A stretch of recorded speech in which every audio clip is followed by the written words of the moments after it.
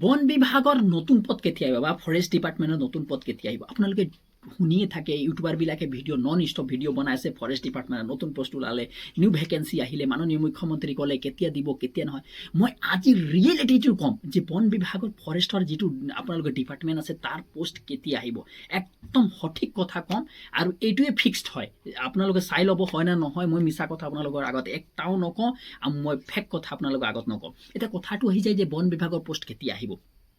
মই আপোনালোকক স্পষ্ট কৰি দিছোঁ যে এইবাৰ ইলেকশ্যন হ'ব ফিক্স আছে আপোনালোকে গম পায় ইলেকশ্যন হ'ব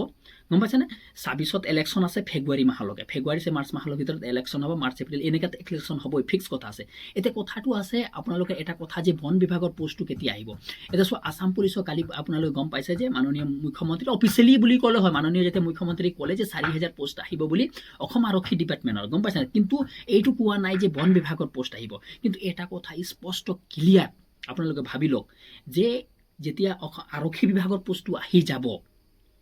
তাৰ পিছত আপোনালোকে এটা কথা স্পষ্ট কৰিব বা ভাবি লওক তাৰ পিছত কিন্তু বন বিভাগৰ পোষ্ট আহিবই এইটো ফিক্স আছে কিন্তু তাৰ আগত নাহে এটা কথা এইটো এপইণ্টমেণ্টবিলাক যেতিয়া শেষ হৈ যাব তাৰ পিছৰ পৰা নিউ প্ৰচেছিং ষ্টাৰ্ট হ'ব ৪,০০০ পোষ্টত সেই সময়ছোৱাত তাৰ পিছত আপোনালোকৰ চাব দে এই মাহৰ শেষলৈকে মই ফিক্স ক'ব নোৱাৰোঁ কিন্তু আগৰ মাহত ডিচেম্বৰ মাহত কিন্তু আপোনালোকে ফিক্স চাই ল'ব যে শেষৰ অৱস্থালৈ যে মানে জইনিং হোৱাৰ পিছতহে আপোনালোকৰ এই কথাটো স্পষ্ট হ'ব কিমান আহিব